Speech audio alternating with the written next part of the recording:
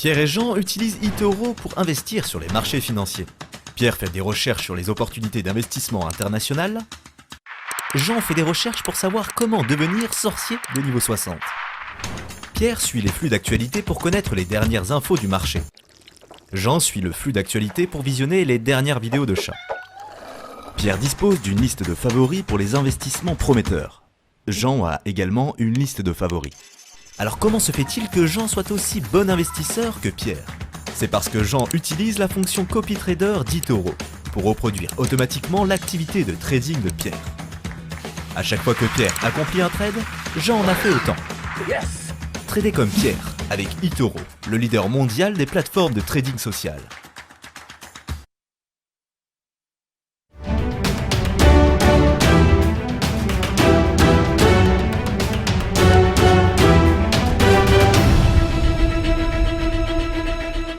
Il est 9h01 et vous êtes toujours en direct sur TV Finance. Nous regardons tout de suite le cours de la Bourse de Paris à son ouverture avec Antoine Quesada, trader, formateur et coach qui est au téléphone avec nous. Bonjour Antoine. Bonjour Nicolas. Alors Antoine, à quoi est-ce qu'on peut s'attendre sur le CAC 40 ce matin ? Alors ce matin, si l'on en juge par les futurs, qui étaient déjà en légère baisse par rapport à la forte poussée de ces derniers jours, donc le CAC ouvre à l'instant à 4730 points, c'est-à-dire moins 0,81%. Il reprend un peu son souffle après ces dernières journées particulièrement puissantes, puisque le CAC a fini par casser la grosse résistance mardi dernier, la résistance des 4555 points qui obsédait les marchés déjà depuis plusieurs semaines.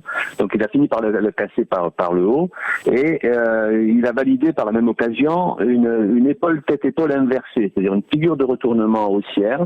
Et la semaine dernière, j'évoquais au contraire une épaule tête-épaule tout court qui était une figure baissière qui avait donné à peine la moitié de son potentiel. Et donc là, depuis mardi, on a validé donc cette figure donc haussière, dont l'objectif théorique, si on suit les 100% du potentiel de cette figure, pourrait amener le CAC au maximum, je dirais, dans les jours qui viennent. Encore une fois, ça n'est qu'un objectif théorique, donc donnerait un objectif de 4880 points. Et ces 4880 points correspondent à quelques points près à 50% de retracement de toute la phase baissière que nous avons connue ces derniers mois.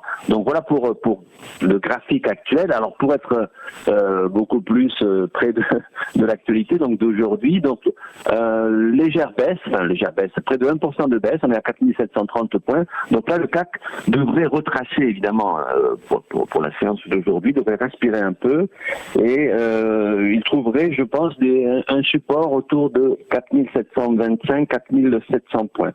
En fait, c'est un retracement sur une tendance qui a repris des couleurs. Et j'avoue que ces dernières semaines, moi, je penchais plutôt vers de la baisse.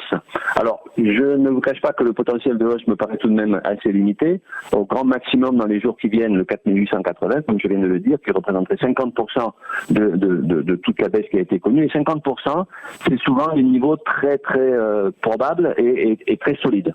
Donc pour aujourd'hui, retracement baissier, ouverture, alors là on est à 4724, on est sur tout près de ce qu'on appelle un point pivot, c'est-à-dire un axe sur lequel les marchés trouvent des supports. Donc 4700 pourrait être l'objectif de baisse pour aujourd'hui, et 4700, qui était une résistance ces derniers jours, une résistance de court terme, pourrait redevenir un support et donc maintenir le cours. Alors j'ai lu ce matin que Donald Trump envisageait une conférence de presse dans l'après-midi où il semblerait qu'il veuille remettre les pendules à l'heure avec la Chine. Donc les marchés ont peut-être un petit peu peur de sa réaction qui sera, comme d'habitude, inattendue. Donc prudence pour aujourd'hui. Donc retracement et retour très probable sur les 4700 points sur lesquels on devrait néanmoins se maintenir.